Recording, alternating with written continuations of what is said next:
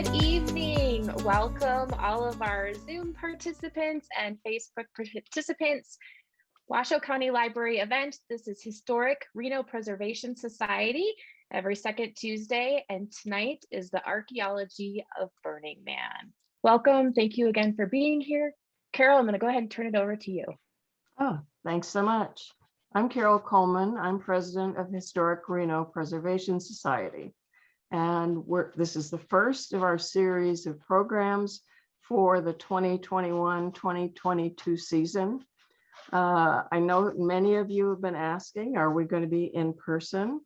We've made the decision to stick with virtual at least through April. And as it turns out, the majority of our speakers are out of town. They're in Las Vegas, they're in Santa Cruz.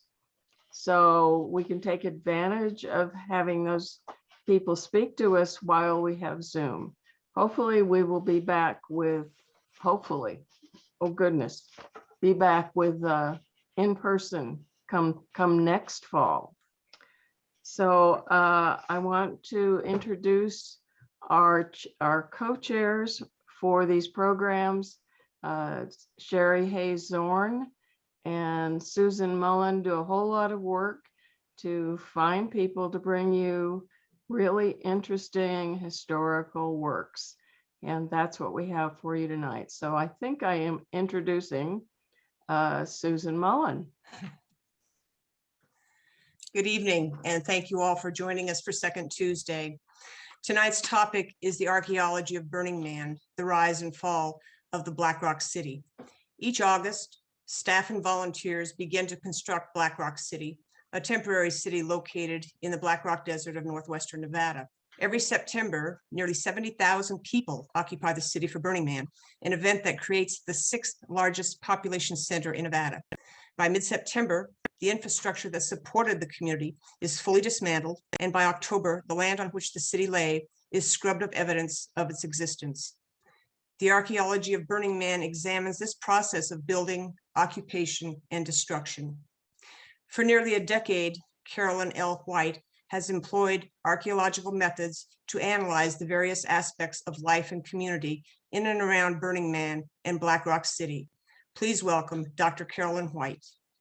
Thank you so much, Susan and Sherry and Carol and Morgan, for having me and letting me talk to you today about my new book that came out last year called The Archaeology of Burning Man, The Rise and Fall of Black Rock City. And I love talking to people in the Reno, Nevada area about this project because in many ways, I don't have to introduce to you what Burning Man is. You all know that Burning Man takes place in the Black Rock Desert in northwestern Nevada, in the middle of a place where there really is nearly nothing in a sense. And that it, as Susan said, creates, when this temporary city is created, it's the 6th largest population center in Nevada. So of course we know our large cities here, but it is a city of 70,000 people. And typically Burning Man would be just wrapping up right around this time. It would have finished last Monday, but as you may or may not know, Burning Man was canceled this year and last year, and there was a kind of renegade Burning Man that happened this past this year. And a word on the street is about 10,000 people came to the city and set up a much smaller Burning Man. Now, just a little bit of background before I get into my project of looking at the city as an archaeologist looks at the place. What I'm going to talk to you about today is the way that archaeology is actually specifically useful for understanding how Black Rock City works. To understand how people create private spaces, how people create public spaces in the city, and to look at the cyclicality of the city, the way that it is built, lived in, and destroyed year after year after year.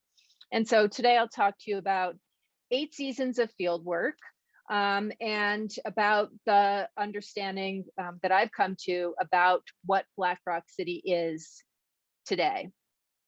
So just briefly, Burning Man began in 1986 when Larry Harvey, Jerry James, and their children gathered on Baker Beach in San Francisco, and they burned an effigy of the man that they built.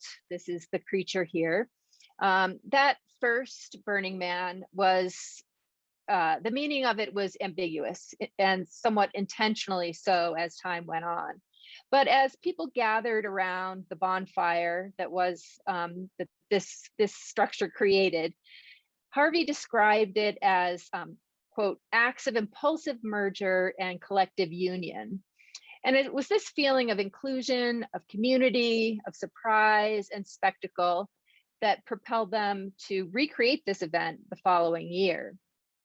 And so in 1987, they built another man again. And once again, this feeling of participation, of community resulted, and more strangers joined the party. Again, the following year, it attracted more people. And in 1988, they began to publicize it and created a man that was 40 feet tall. And this is the raising of the man on Baker Beach at this time. By 1990, 500 to 800 people were involved, and the police in San Francisco got involved in the event as well. They agreed not to burn the man, and in exchange for allowing it to be raised on the beach. Now, right around this time, Jerry, James, and Larry Harvey became connected with people in the Cacophony Society, and they knew of a place where you could sit around and blow stuff up. So they built the man, they brought him to Black Rock City on Labor Day weekend of 1990, and they burned the man that weekend. And that first playa event was celebrated by about 90 people, and many of the ideas that we see continuing at Burning Man were born then. Kind of a gift economy, drinking and having fun, people wearing crazy costumes, and some things that we don't see, like bathing in nearby hot springs, happened then that were early and important parts of the event. But the austere and unrelenting environment and the feeling of community somehow transformed this experience into a ritual that people wanted to return to year after year. And so those early years were marked by an absence of rules, an interest in testing the expansive limits of what you could get away with out in the desert. One of the most legendary and my personal favorite was the drive-by shooting range, where you could set up a variety of materials as targets, like stuffed animals, and riddle them with bullets while driving past them at high speeds. Other grand and illicit activities were part of the event then, like fire art, other sorts of destructive things like the anvil shooting, and other things like weddings and artist participation began to take hold in the ensuing years.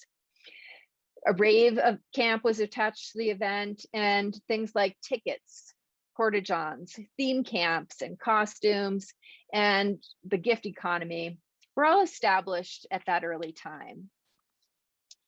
So attendance doubled annually to 1996 when 8,000 people came to the Black Rock.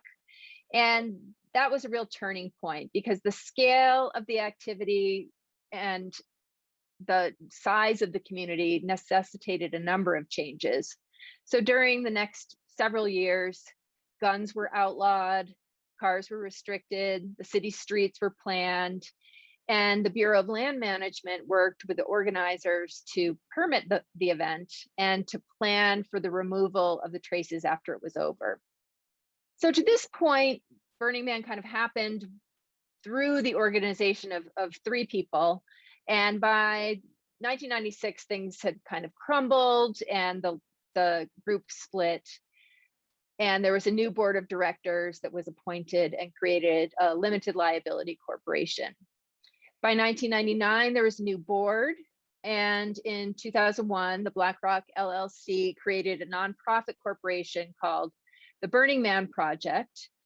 But now it's run entirely as a nonprofit. So today, Burning Man is a highly organized affair of what I call managed chaos. And you can see here this aerial view of the city with its laid out streets, a sort of zoning with spaces assigned to theme camps, a large center camp, which you can see here. This is a closer up aerial view, I guess. No commerce and a very large population. So my question from the beginning was to think about how you go about studying a temporary city of 70,000 people. And this is a pretty scary question for a researcher. This made me really think about the inadequacy of the research methods that I, as an archaeologist, use to grapple with urban environments. So Black Rock City is about 4.5 square miles with a population of 70,000 people. The city is permitted to occupy the space between roughly October 1st to October 5th. That includes all phases of setup for the event and for the cleanup and removal of all of the evidence from the playa surface of the city. And the event itself is just 7 days. So when I try to explain how I've gone about studying a city of this scale that is only in existence 1 week per year, it's taken a long time and really forced me to think about different ways of doing this kind of archaeology. I've been studying Black Rock City since 2006, and I've really see this research as a kind of a case study for understanding large scale, ephemeral, and temporary sites. I use traditional techniques of an archaeologist: survey, mapping, collecting artifacts. But the time constraints of the project, the presence of active participants, and the recurrence of the event mean that the execution of the way that archaeology happens is quite different. So going back to the origins of myself and this project, I got started doing this in 2006 after I spent a field season as a newly arrived faculty member at the University of Nevada. I was working on a more traditional archaeological project studying Depression era mining community in a place called Rabbit Hole Springs. And we started to get a lot of dust in our camp and at our site when they began to set up Burning Man. So I then thought, oh, I could visit this sort of strange thing that I'd heard about, and was able to go, courtesy of the Bureau of Land Management, to visit Black Rock City during its early setup. And this is my visit back then. And I worked with Dave Valentine at the Bureau of Land Management and Will Rogers of the BlackRock LLC, and visited twice at this time to kind of gauge the feasibility of that project. I went back in 2008 with a colleague here at UNR who was interested in conducting ethnography, Debbie Boehm. And I've gone to Burning Man, save the past 3 years, each year to try to understand the specific components of the city that we can use to make sense of this place. So since 2008, I've explored all parts of the city. This is the very entrance of Burning Man in 2011. And part of it was just trying to get a handle on what are the key components of Black Rock City. So looking at the layout of the city as represented by a clock with alphabetically named streets. These are 2 different intersections at different years. This is on the right, American Dream, 7 o'clock, and Hummer. All the streets the spokes that come out from the center are named for the hands of the clock at that place, and then they go out sequentially alphabetically. So H Street was Hummer. In Metropolis, the slide on the left is showing a street sign from that year. Gwangju was G Street, otherwise known as G Street. So looking at those kind of physical components, but also looking at some of the infrastructure, such as institutional things like the information center or the media mecca. There I am standing in front of this place where all of these journalists are gathered to get information and report on what is going on at Burning Man. The medical tent, the Arctic zone. This is one of the few places, the two places, in fact, at Burning Man where you can purchase something. This is where you buy ice. First Camp, which is the place where members of the LLC and other staffers reside. Large theme camps centered around providing food, art, erotic expression, religion, alternative energy, roller disco entertainment, etc. And I really struggled to try to come up with categories to define this place as I was beginning to get to know it as a city. I also looked at a range of art installations. This was one of the very first things that I recorded at Burning Man. This is in 2006. This was known as the Belgian waffle, much to the disgust of the people that built it, who called it euphonium.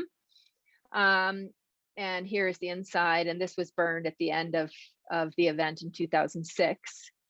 And alongside looking at these sorts of art installations, of course, looking at the man, which is the center of the city, literally and figuratively, and the temple, which is another focal point of the city. It lives at 12, if you're looking at the clock. Now, in the course of doing this work, I've experienced the highs and the lows of Burning Man and of the weather and the extreme environment. So the lows, of course, are many in terms of weather out in the Black Rock. Dust storms that lasted for several days, seemingly, as alongside freezing temperatures, where participants somehow, they were all able to shift their attire from next to nothing to these elaborate cold weather outfits that mystified me for that. And I did not find myself prepared as well as they were. Also intense rainstorms that turned the playa to mud. And of course, I also attended the burns. And this is one of the burning of the man, and this is a scene of the fire, displays of fire, and the exuberant atmosphere of Burning Man at night. So in looking at all and getting a handle on all of these kind of components of the infrastructure, I've tried to understand in as many different ways as possible how people participate in the event and the ways that they manipulate and participate in the environment. The short term of the fieldwork makes this very challenging, but also all fieldwork has its limitations. So I've just accepted it as it is. Now, as I've said, Black Rock City and the event of Burning Man offer an opportunity to examine almost any set of research questions, but mine have been to understand how the city is built each year, how people adapt to the landscape, really asking a basic question that I'm always interested in archaeology is, how do people live on a daily basis? What do people do to create homes in this city? What are the material signatures of the lives of burners when the festival is happening? And what remains after the event is over? How can we look at the relationship? And this is something that ended up being a huge part of the book, looking at the relationship between public space and private space across the city. And within those private spaces, how do people that live in Black Rock City, even over the short term, how do they face the challenges of the playa environment? And one of the fascinating and somewhat unexpected to me when I started this project was the chance to see the cyclicality of an urban community. When we look at Burning Man, it offers us an unusual insight into a snapshot of the life of the place. What we see in archaeology generally is a place after it's been abandoned, or after at least some sort of denouement, and the life of either the house or this town or the city of the state or the state. And so the live character of Burning Man means that one is able to obtain information about the process of construction, of inhabitation, of abandonment, as each phase is unfolding. And although the event's characterized by change, there are also so many things that are repeated and structures that are rebuilt, and the way that and people return year after year after year. So within that rapid cyclicality, there is also this opportunity to engage almost as a continuation of what you saw the year before. So you have kind of continuity and change going on at the same time. So I'm going to talk a little bit about the way that the city is built. This is the very beginning of building the city. The Bureau of Land Management, as I mentioned a moment ago, which issues a special permit for the event. And thus there's very special circumstances that allow Burning Man to kind of take control of this land. So this setup phase then of the building is launched with a ceremony that marks the placement of the man, which, as I said, is at the very center of the city. It's the axis around which all the hands of the clock rotate. And this is called the Golden Spike ceremony. So the particular spot is selected by Burning Man staff and the Bureau of Land Management, placed with GPS, and that gathering of placing the spike is then where the very center of the city will be. Now, this is a ceremony that involves key elements of the Burning Man organization and a real feeling of community in creating this center, and it launches the building of Black Rock City. After they place that center point, then they go straight out to the very edges of the city and create what is called the trash fence, which will be the border of Black Rock City. So each of these phases presents its own set of challenges about how best to study it. Setup is really long lasting, but the progress of it is fairly slow, and the scale of the activity is massive, with really large construction projects that dominate the activities. But within each of those big, large scale things is a flurry of activity on a much smaller scale. So when you visit Burning Man or visit Black Rock City, as it's being constructed, you've got a very different orientation within the city. The mode of transportation is a pickup truck, and that will later be replaced by the bicycle and the art car, as well as people just walking on foot. The people that populate the city at that time, this very early setup, are volunteers and paid staff who build the infrastructure, as well as some of the large temporary structures. And the large structures that are prominent elements to anyone who ultimately attends are also constructed at that time. So things like Center Camp or the Man. This is an image of the Man base being put into place, and you can see at the very left of the screen the thing that will go on top of that platform.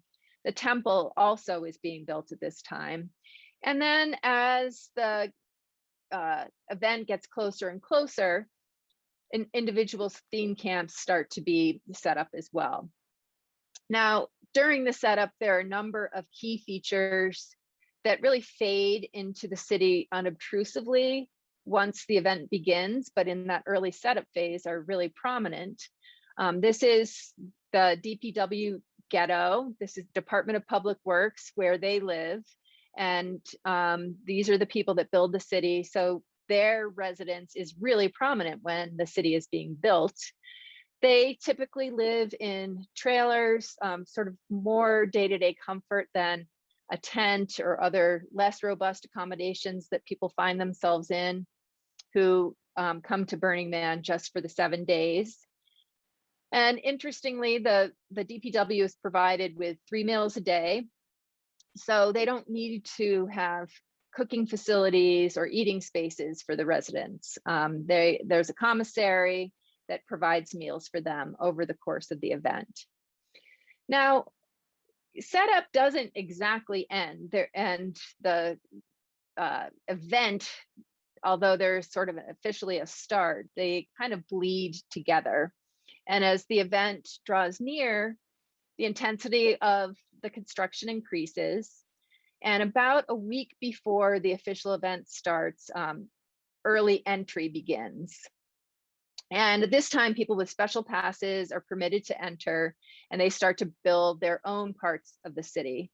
And for a lot of people, this is their favorite time. It's kind of before the event officially starts, and it's a lot quieter, and people are just focused on building the things that they need to survive in the city. The setup phase, which is really fascinating, also reveals the scale of this construction that happens. There's heavy machinery everywhere. It just dominates the landscape, whether you have these big cranes that are lifting people to place large pieces of framing on top of one another. And you really see the contrast of this vast open space against what is lots of containers, construction materials, isolated porta-johns. And then as it gets closer and closer to the beginning, the empty space begins to fill in. And gradually, a day or two before, although it hasn't officially started, the city is buzzing with activity. Shifting to living in the city, one of the major focuses of the work that I've done is looking at how people live on a day-to-day basis in Black Rock City, looking at the domestic space.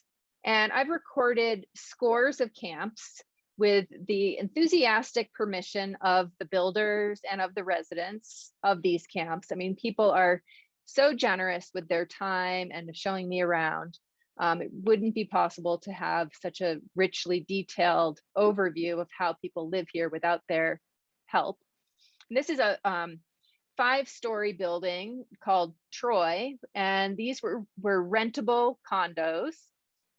Here you can see the abode of this is 2 friends that set up their tent, their camp within one of these rentable condos. There's a stadia rod for scale there. And this is kind of a common way that you see people set up in this particular condo. I also have focused on things like individuals who build their camps in this way here. This is Camp Gitmo's son, and he was located across from us and built his camp in a way that allowed me to kind of to record the way that people set things up. He actually built the whole thing and then realized it needed to be shifted over like 1 foot, so had to take the whole thing down and rebuilt it. But I want to give a shout out to a couple of camps here. This is a Sun Tracker camp. And in 2008, in the middle of a terrible dust storm, I was really fortunate to stumble into Sun Tracker Camp, which is a small camp that's part of the larger theme camp of Alternative Energy Zone. And Sun Tracker Camp has been so generous with their time and effort and energy, including one of the participants even attending a conference via Zoom with me.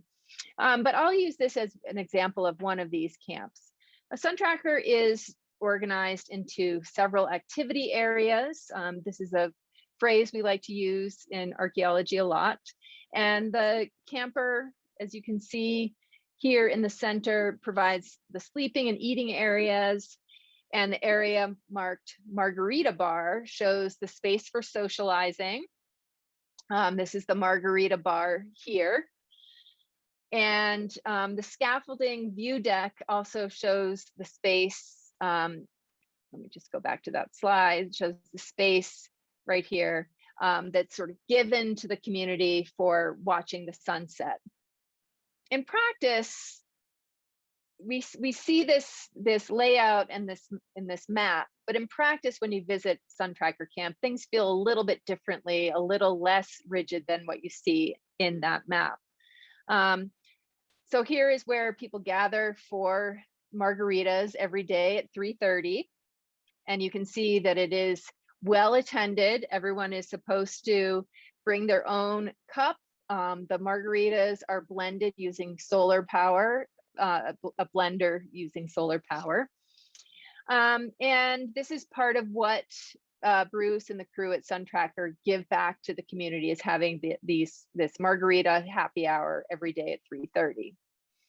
Now, in reality, compared to that map, there are a lot of spaces that are not labeled by Bruce. In fact, this staging area, this is the place where equipment is stored to transform the community space from sort of front porch to margarita bar. And although the practice of visiting this camp is pretty reflective of its appearance on the page, but the three-dimensional components of it are far more visible than a two-dimensional plan can convey. Each year I return to Sun Tracker Camp, and with the cooperation of Bruce, I'm also given a plan of the camp as it changes from year to year, but ground truthing, or really looking to see what the camp looks like, is incredibly important. Bruce is extremely meticulous about his preparation for Burning Man, and he tweaks fine details each year. But in the main, the design is pretty sound and it remains quite consistent. Sun Tracker Camp is just one example of the many camps that I've looked at, and we can talk more about that if people are interested during the Q&A. But I'll move on now just to talk about the way that the city disappears. So after the festival is over, people slowly disperse themselves from the playa. And of course, I'm getting a little ahead of myself here, but the city kind of ends with the burning of the man and of the temple. And this is what remains behind after the man is burned. And people walk around and collect different elements from the man. Some people collect glass or pieces of electrical wire and things that are left behind. After the event's over and people slowly disperse, there's an event called Exodus, and that's when people are leaving Burning Man, and the road from Gerlach to Reno is filled with dust-covered cars and RVs that are driven by exhausted and elated burners. But this is, although for most people, this is the end of Burning Man. They have cleaned up their camps, they've taken their materials, and they have left.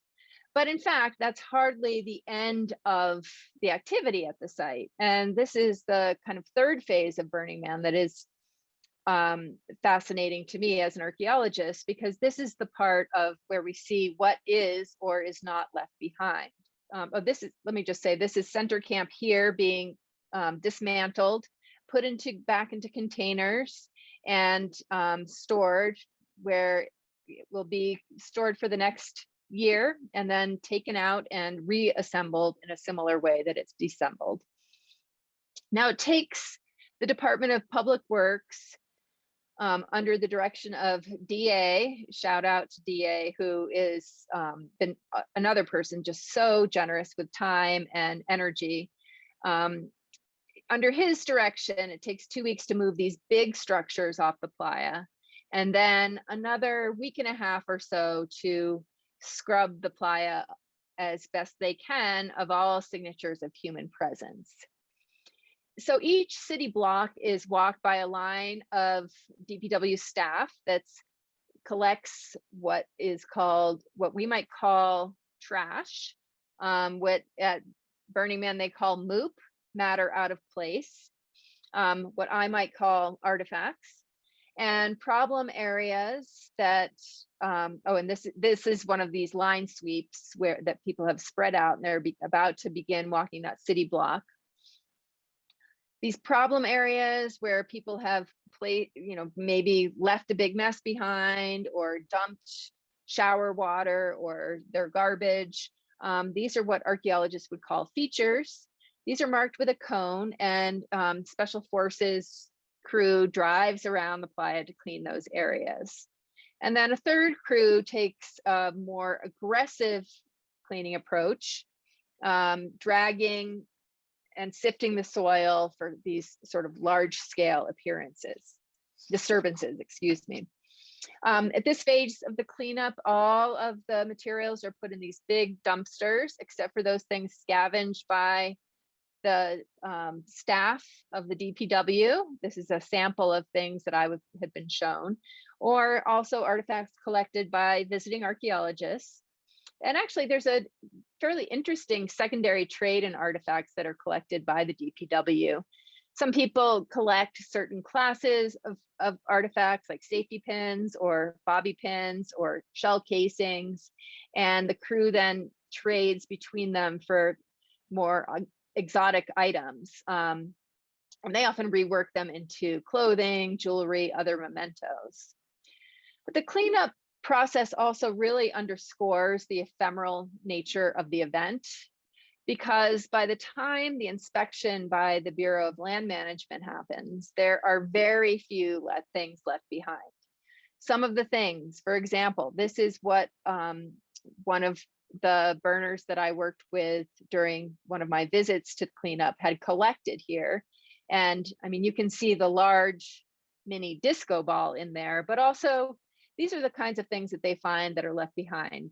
Small pieces of glow sticks and sequins, beads, dried limes and other food remains, string, scraps of paper, rebar and tent stakes, zip ties, feathers, pine needles, wood fragments. I mean, these are the things that people use, wear at Burning Man, and that are cleaned up by this crew.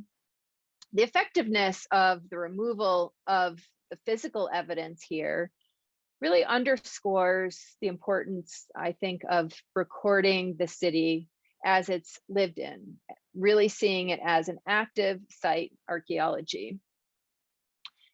The cleanup efforts themselves that are undertaken by the DPW are finalized when the Bureau of Land Management does an inspection, and their special use permit that they have, that Burning Man has, requires that not more than 1 square foot of recovered trash, kind of laid flat out on a table, 1 square foot can be recovered per acre. They do a generation of random sites across the city and do the inspection that way in cooperation with the DPW. And the city has passed with flying colors, with truly significant and interesting improvement each year as the organizers continually refine how they do this cleanup. For archaeologists, it's particularly impressive because what they are doing is essentially a full-scale survey of the site with a 100% collection strategy. And that means that there's very, very little left behind that is collected during the inspection. So the Bureau of Land Management gives me these objects from the inspection, and they fit in a small box. You know, it's a little thing like this. And because so little remains, I mean, we can really see why doing standard archaeological excavation at these sites, it would be almost pointless, because although it might be interesting at some distance in time, by visiting the city and recording the city as people live in it, we can have a much bigger understanding of what the site is all about, what it is that people do when they live there, the ways that they adapt to their environment. And to me, it highlights the importance of documentation during, before, and after the city is built. So these years were very productive in regard to thinking about the materiality of the event, the shape of the built environment, the material culture that people bring on and off the playa. And as I argue in the book, the work shines a light on the importance of active site archaeology. While many people might consider this to be ethnoarchaeology, and you can make an argument for that or not, it's not necessarily an endeavor here to understand a past society, but rather to use archaeological methods of survey, photography, mapping, and participant information to understand the culture of Burning Man in a Black Rock city, and to understand an event that is already happened, that is about to happen, that has been, actually has not even happened for the last few years, but to really understand how people live in this city, and by extension, to begin to understand how we can think about how people live in other cities as well. Because one of the big take homes for me was to realize that all sites are temporary. It's just that some sites are more temporary than others. And by seeing this single, very temporary city, we can see the process of living in a city and moving out of a city in sped up time, but start to think about those things in relation to other kinds of places that we're seeking to understand, other kinds of urban environments, and how people live in those places. So I will stop there, and I'm happy to answer any questions. Thank you very much for your attention. Thank you, Carolyn. That was amazing. And this is Sherry, and I will be reading off questions that people have put in chat and or off of Facebook as well. And I know I've got a few questions I've been writing as well. Okay, let's see. I'll start with mine first.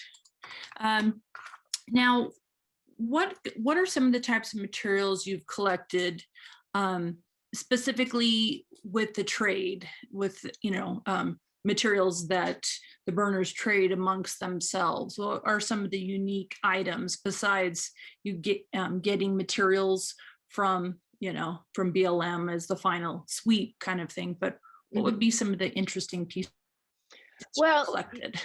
I think we always think of archaeology as being about collecting things, and I have collected a number of interesting things from people. It's been, my focus has been in many ways more to do photographic recording of physical spaces, but also when you talk in my work with the DPW folks, I mean, they have these incredible collections. So whether it's, some people have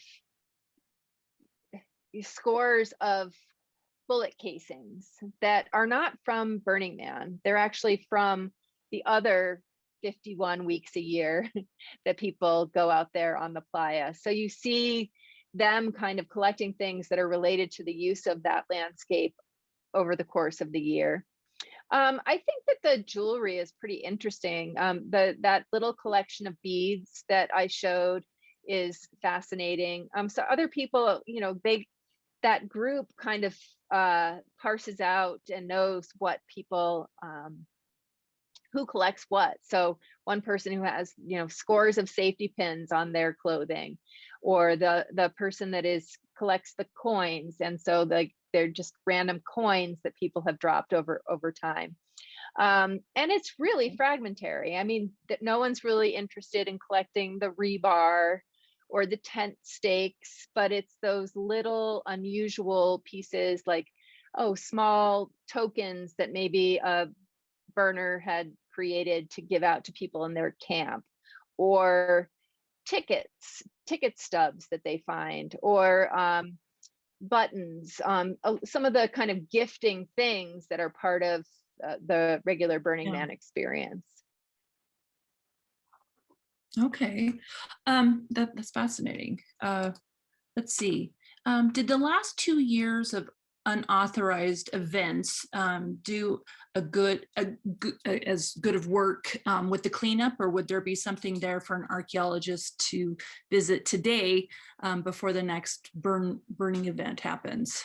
This is a good question, and I don't have a great answer to that, except that it's been pretty interesting following the Bureau of Land Management's anticipation of those events. They're supposed to be leave no trace events also, but without, and Burning Man is the world's largest leave no trace event. But I just don't, no one can do as good a job of cleaning up any landscape, I think, than Burning Man does. I mean, have just been shocked and fascinated by their ability to scour for the smallest things.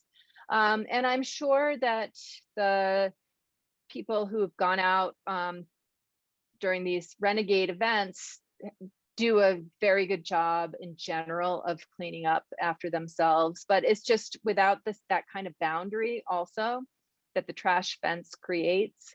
There's certainly much more that's kind of blowing down the playa. And so, Okay. but I would not say that that means that an archaeologist could go back and really understand what was going on there. That's one of the things about this project, is that there is no substitution for being there and seeing what it's like. And just, it is such a short amount of time, and the footprint is so light ultimately, that to understand what those events would be like, in many ways, you have to be there to understand it. Okay. I do have another question. It says, I want to understand the 1 square foot per acre that can be left. So the question is, if it's 2,288 acres of space, therefore 2,880 square feet of stuff left, is that square foot a cube of stuff or a flat layer? Is it a cubic feet?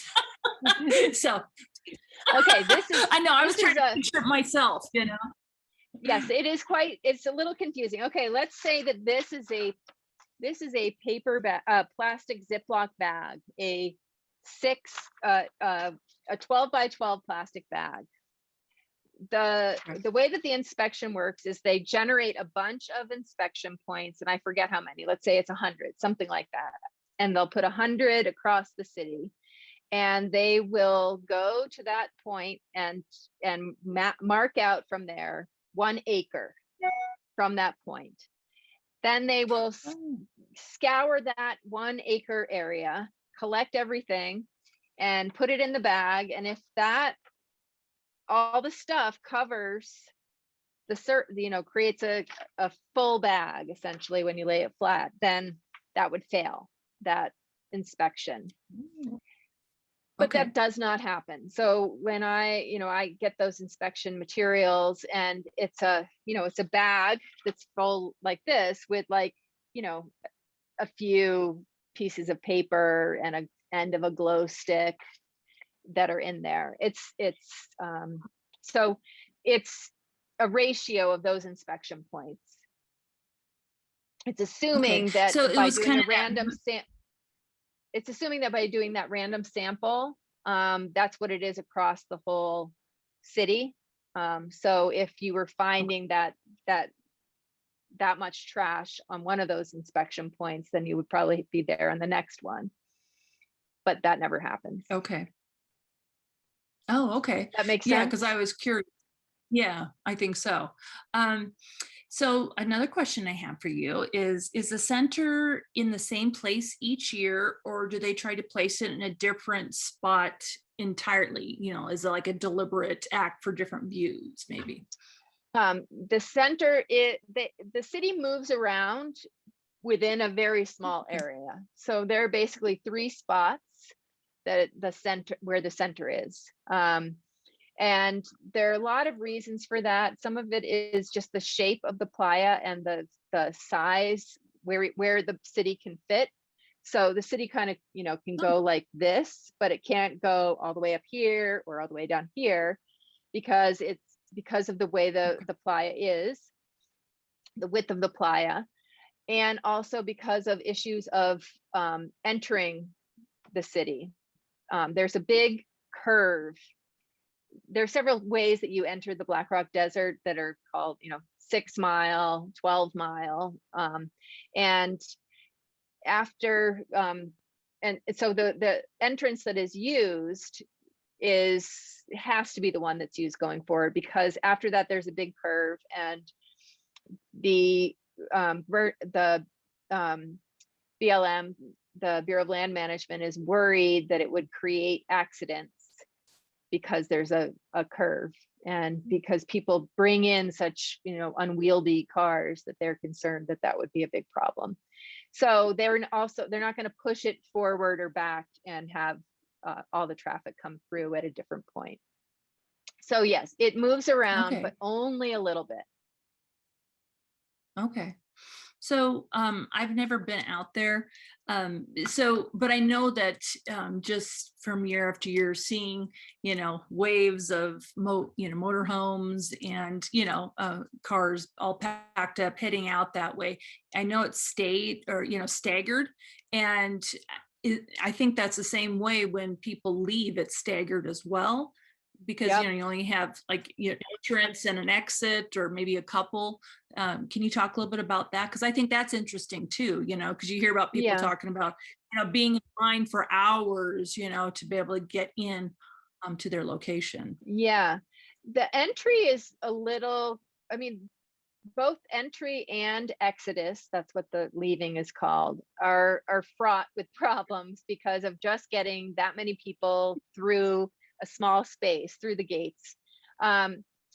It's at the beginning somewhat offset by early entry. They've also started limiting the number of cars that people can bring in. So you don't need just a ticket, you need a vehicle entry ticket as well that costs more. So that's part of the way to limit the number of cars that people bring.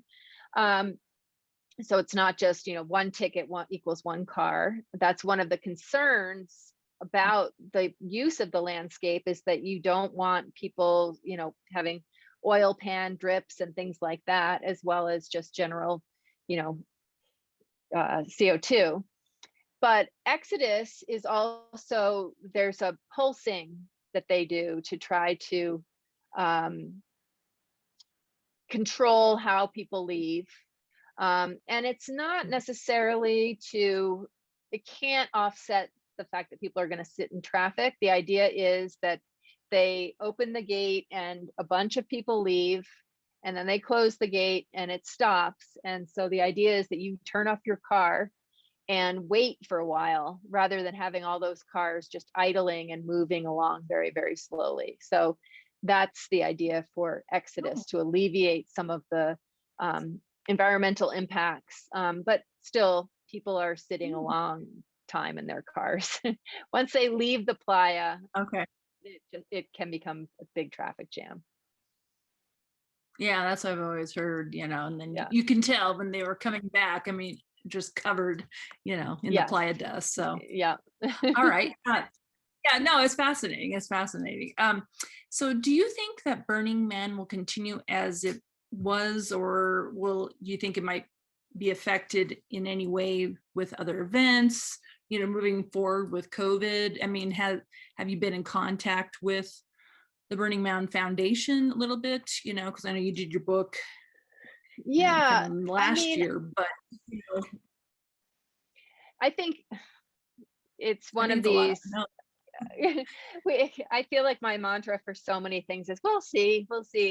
I think that probably there's a real interest in things returning to the way they were, and also a recognition that things won't be exactly the way they were, and an opportunity to change things a little bit. For a while, there was going to be Burning Man this year. They were going to have a vaccine mandated Burning Man. That was one of the things that they had tossed around, but ended up canceling that for a lot of reasons, which, whether, elitism or,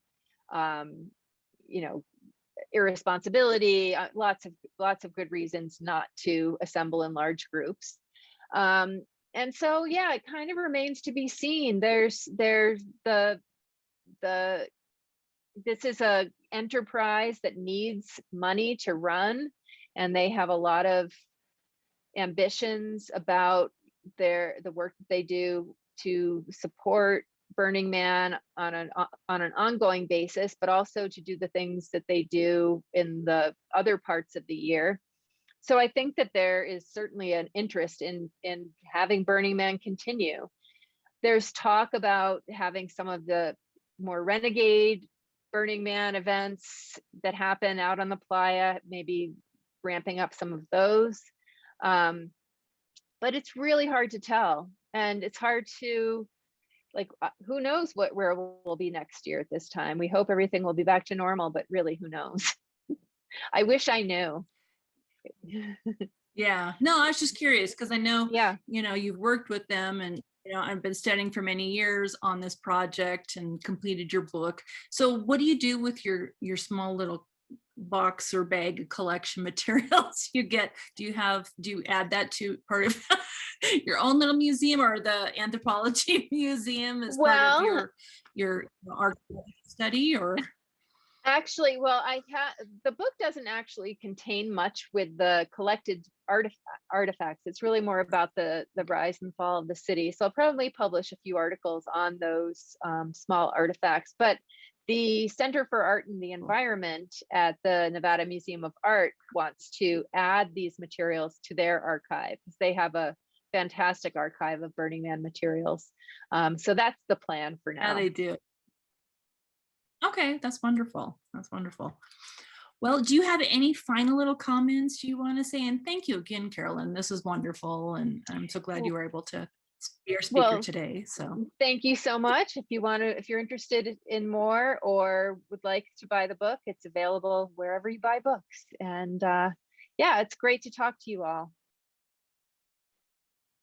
Thank you, Carolyn. And as always, thanks everybody for attending. And this is our first HARPS Fall Speaker Series. And come back next month, and we'll turn it back over to Morgan. And as always, thanks to the Washoe County Libraries for hosting our events. Thank you so much. What a great event. We love having you as part of this series. Again, it is every second Tuesday of the month. And so tune in for October 12th at 5:30 p.m. You can register for this event so that you have a Zoom link through our website, washoecountylibrary.us. You can also visit that website to see all of our hours. Our buildings are open. We're glad to be back doing some events in person as well. So thank you again to everyone tonight. Have a great evening.